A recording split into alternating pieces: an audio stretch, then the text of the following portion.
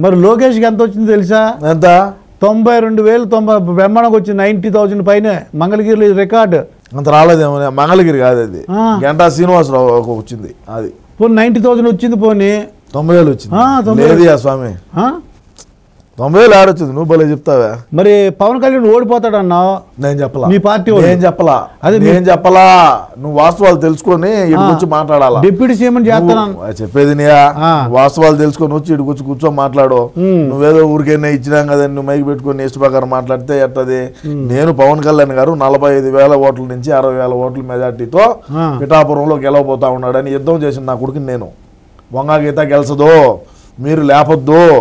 ఇక్కడ తెలంగాణలో ఉంటారు కొంతమంది పెయిడ్ ఆర్టిస్టులు, లెక్కలు తీసుకొని బయట దేశాలు యాంకరింగ్లు చేసే వాళ్ళందరినీ పిలిపించి గబ్బులు వేపినారాడ. నేను ఆ రోజే చెప్పిన, ఎవరు రావద్దు, పిఠాపురం గురించి ఆలోచన చేయొద్దు, హిందూపూర్ గురించి ఆలోచన చేయొద్దు, మంగళగిరి ఆలోచన చేయొద్దు. మీరు ఇట్లాంటివన్నీ మెయిన్గా ఎవరైతే నాయకులు ముఖ్య నాయకులుగా ఎవరైతే ఉన్నారో వాళ్ళందరినీ టార్గెట్లు చేసి మీరు ఆడికి పంపించొద్దు. మిగతా నియోజకవర్గాల మీద పడండి. మనకు లాస్ అయితే ఈ 3-4 నియోజకవర్గాలు, ఇప్పుడు కుప్పము, మంగళగిరి, పిఠాపురం మీద పెట్టిన శ్రద్ధ ఇంకా బయట పక్కన నియోజకవర్గాల మీద కన్నా పెట్టునుంటే ఇంకో దుర్చీట్లు 1-2 పెరిగేటి. అంటే స్క్రాప్ అంతా తెచ్చి పిఠాపురంలో దించుతీవి. అంటే పవన్ కళ్యాణ్ గారు సినిమా హీరో, ఏ విధంగా ఆయన అభిమానులు ఉంటారు, జన సైనికులు ఏ విధంగా ఉంటారు, వీర మహిళలు ఏ విధంగా ఉన్నారు, ఏమి ఆశించకుండా పవన్ కళ్యాణ్ గారికి పనిచేసేటువంటి అభిమానులు ఉన్నారు. మరి ఈ లంగా పనులన్నీ ఎందుకు? ఈ లంగా నా కొడుకులందరినీ తెచ్చి ఆడ దించి ఈ స్క్రాప్నంతా దించినాడు. ఏమి దించిన ఉపయోగం చూడాలి. అంటే గేట్ కూడా తాకలేడు అన్నాడు. అందుకుని ఎవరు తాకనివ్వ అన్నారు పవన్ కళ్యాణ్ ని.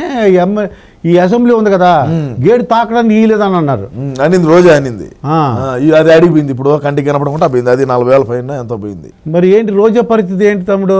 మాజీ పర్యాటక శాఖ మంత్రి కదా, ఇంకా పర్యటనలు చేసుకుంటా ఉంటది. పర్యటనలో జబర్దస్త్ ఏమి ఉండదంటావా? ఇంకా టాలీల మీద డాన్సులే, ట్రాక్టర్ ట్రాలీల మీద డాన్సులే. ఇంకా ఇది మన ఫంక్షన్ వెనకాల ఉంటది. అదే దాని మీద డాన్సులు వేసుకోవడమే. మరి కరమేం పట్టలేదులే. కొడుకే 1.5-2 కోట్లు పెట్టి కారు తీయించినప్పుడు, కారుకే 1.5 కోటి పైన ఖర్చు పెట్టినప్పుడు ఇంకా ఆమె దగ్గర లెక్క ఉండదు ఏమయ్యా. మరి ఏంటి కొడాలి నాని పరిస్థితి ఏంటంటావు? మరి ఏంటి మేము ఏం చేయాలి? కొడాలి నాని పని, కొడాలి నాని ఏమున్నది? ఓడిపోయాడు కదా గుడివాడలో. అవును, ఓడిపోయాడు. మరి ఎమ్మెల్యే లేదు, మినిస్టర్ లేదు, ఏం చేయాలా? అంటే ఎల్లకాలం ఎమ్మెల్యే మినిస్టర్ గానే ఉంటారు అనుకున్నావా? అంతే, నేను అలాగే అనుకున్నాను. ప్రజాస్వామ్యం అయ్యా ఇది. 30 ఏళ్ళు ఉంటాడు అనుకున్నాను నేను పోరాటం చేస్తాను 30 ఏళ్ళు. అన్న కోసం నా ఈ పోరాటం ఆగదు. Point number 1, Kodali Nani cancer. Kodali Nani క్యాన్సరా? క్యాన్సర్ బసవ తారకంలో చూపించుకుంటాడు. ఎవరిది? బాలకృష్ణ గారిది. వాళ్ళ తల్లి గారి పేరు మీద బసవ తారకమ్మ క్యాన్సర్ రీసెర్చ్ ఏదో పెట్టినాడు కదా, ఆడికి పోయి చూపించుకుంటాడు. మేము ఎంత తిట్టినప్పటికీ మా బతికేమో మళ్ళా బాలయ్య కాలకాడికి, బాలయ్య పెట్టిన హాస్పిటల్కి పోయి ఆడ ట్రీట్మెంట్ చేసుకుంటా బతున్నాము.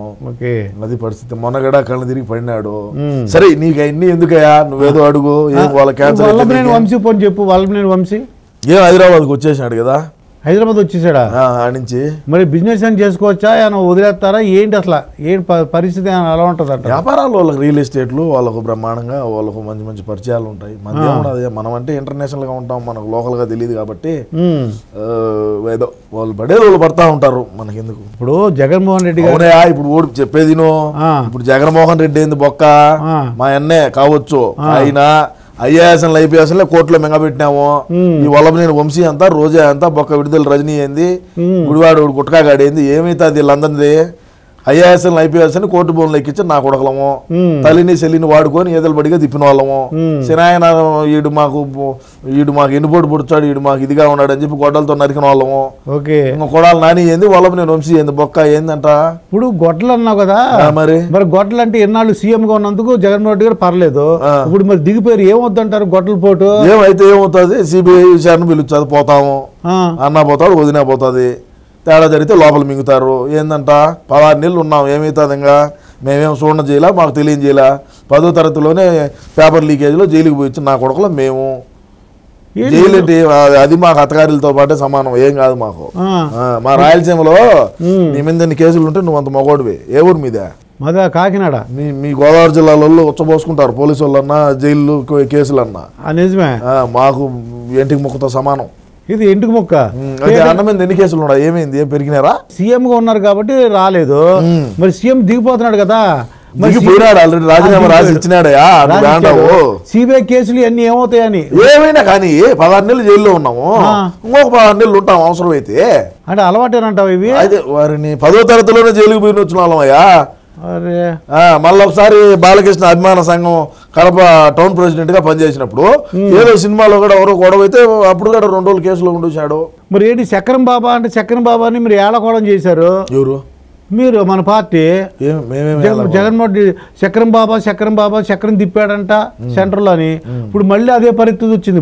ఇప్పుడు మళ్ళా ఫోటోలు వచ్చినాయి, నేను కూడా చూసాను. నరేంద్ర మోడీ పక్కన కూర్చోన్నాడు. అవునవును. ఏం మాకు కూటమి తెచ్చి పెడతాడో చంద్రబాబు నాయుడు మాకే తెలియలే. మీరు సీఎం అయినప్పుడు ఏం చెప్పాడంటే మెడల్ ఉంచుతాను అన్నారు, మెడల్ ఉంచలేదు. ఇప్పుడు ఆ ఛాన్స్ వచ్చిందా అని. ఏంటి చక్రం బాబా అంటే మీ నోటు ఏమంటే అవుతుందా ఏంటి? మా నోటుతో ఏమనేది కాదు, మా నోరు కన్నా కూడా ఇంకా పెద్ద నోరులు కొన్ని ఉన్నాయి. చక్రం బాబా అంటే నిజంగా ఏంటి చక్రం తిప్పినాడు, ఇప్పుడు తిప్పుతాడు. ఆడిపోయి స్క్రూ కన్నా టైట్ చేసే కొద్ది ఏడ టైట్ అవుతుంది. ఆల్రెడీ పోలీసు వాళ్ళను సచివాలయాలకు ఏదో ఏదో పంపించినాడు, ఏందో డాక్యుమెంట్ లో ఏందో తారుమారు చేశారని చెప్పి. ఏం చేస్తాం చూద్దాం. ఏది ఏమైనా మా ఓడు పులి, భయపడ్డావు. మాకు కావాల్సినంత డబ్బు ఉన్నది. తండ్రి పదవిని అడ్డం పెట్టుకుని 16 లక్షల కోట్లు లూటీ చేసి 16 నెలలు జైల్లో ఉన్నాము. ఓకే, అర్థమైందా? అదే విధంగా చూస్తే షర్మిలాని ఏ విధంగా రోడ్ల బడిగా తిప్పినాము, పార్టీని ఏ విధంగా బలోపేతం చేసింది. ఒక అవకాశం తల్లి ఒక దిక్కు, చెల్లి ఒక దిక్కు, పెళ్ళాం ఒక దిక్కు తిరిగినారు, అవకాశం వచ్చింది. మరి ఈరోజు మేమే తండ్రి పదవిని అడ్డం పెట్టుకొని లక్షల కోట్లు లూటీ చేశామంటే ఈ రోజు మేమే స్వయంగా ముఖ్యమంత్రిగా పీఠం మీద కూర్చో ఉన్నటువంటి మా జగన్మోహన్ రెడ్డి అన్న ఎన్ని కోట్ల రూపాయలు సంపాదించుకుంటాడో ఒకసారి ఆలోచన చేయండి. సో దేనికి మేము దాటాల్సిన పని లేదు. ఇప్పుడు షర్మిల ఇద్దరు చెల్లెలు కూడా మొన్నటి ఎలక్షన్ వరకు మేము కొద్దిగా ఇబ్బంది పెట్టారు, అన్నకు ఓటేద్దు అని. ఆ ఎఫెక్ట్ ఉన్నట్టుంది. మరి ఇప్పుడు ఎలక్షన్స్ అయిపోయింది, ఆవిడ కూడా ఓడిపోయింది. ఇద్దరు కలిసి ఉంటారా ఇప్పుడు? ఏమన్నా జరగదు. అంతేనంటారా? జరగదయా. ఎట్ట జరుగుతుంది అంటే ఎలక్షన్ అయిపోయినా ఓడించేసారు, అయిపోయింది. ఎలక్షన్ అయిపోయినా ఓడించేసినా ఏమైనా కూడా అది జరగదు. మరి సిబిఐ కంటే మరి కోర్టులు ఎన్ని కేసులు అవసరంతో పోతాము. ఏమైతుంది? మా వెనకీర్తి వీళ్ళు కూడా వస్తారు, ఉండేవాళ్ళు కూడా. ఇప్పుడు ఉండే మా మంత్రివర్గ విస్తరణ మంత్రివర్గంలో ఎవరైతే ఉన్నారో ఆర్కే రోజా గడ వెనకీర్తి రావాల్సిందే, రజనీ వెనకీర్తి రావాల్సిందే. ఇంకా కొంతమంది ఉన్నారు వెనకీర్తి వచ్చేవాళ్ళు. ఐఏఎస్లు పోతారు, ఐపీఎస్లు పోతారు. ఎవడైతే అతి ఉత్సాహంగా జగన్మోహన్ రెడ్డి కళ్ళల్లో ఆనందం చూడాలని ఎవరైతే అది కాంతిరాణ టాటా ఉన్నాడు, ఉడోలే ఎవడన్నా కానీ ఎవడైనా వెనకీర్తి రావాల్సిందే. అతి ఉత్సాహం ప్రదర్శించినోడు ఎవడైనా రావాల్సిందే. ఇప్పుడు వేణుస్వామి, నేను అసలు ఎలక్షన్ కంటే ముందు ఏంటంటే ఈ వేణుస్వామి గురించి నేను ఆలోచించా. నాకు తెలుసు ఇది ఓడిపోతుందని తెలుసు, కూటమి అవుతుందని తెలుసు. నాకు వేణుస్వామి ఎలా రియాక్ట్ అవుతాడని చూసావా? మరి బ్రహ్మాండంగా మరి సారీ చెప్పేశాడు, వదిలేద్దామన్నా. మరి కొంపల్లో ఆడవాళ్ళ తాలిబొట్లు కూడా ఎత్తుకొని మార్వాడి కొట్టుకాడు పెట్టి బెట్టింగ్లు వేసారయ్యా. వీడమ్మ ముగుడు తెచ్చిచ్చాడా? ఇప్పుడు వాళ్ళకు రిలీజ్ చేస్తారు అది గోల్డ్.